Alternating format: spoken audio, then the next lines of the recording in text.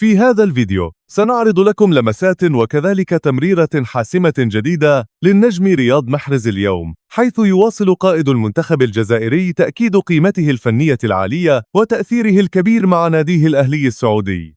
شاهد معنا أسيست محرز وأبرز ما قدمه. وقبل أن نبدأ بعرض هذا الفيديو لا تنسوا الإعجاب بالفيديو والاشتراك في القناة وتفعيل الجرس ليصلكم كل جديد. وقبل انطلاق اللقاء استلم محرز جائزة أفضل هدف في الجولة الماضية سجله في مرمى نادي نيوم.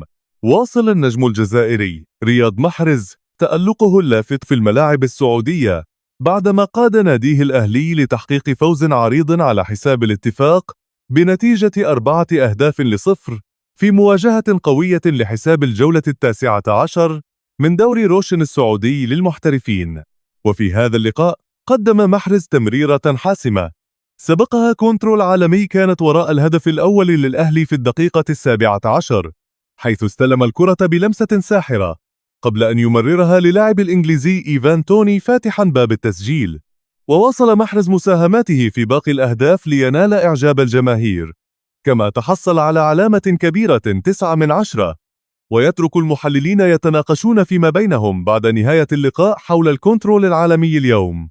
وفي الأخير مشاهدينا، ما رأيكم في كنترول رياض محرز وفي المستوى الذي يقدمه مع الأهلي؟ شاركونا بآرائكم في التعليقات.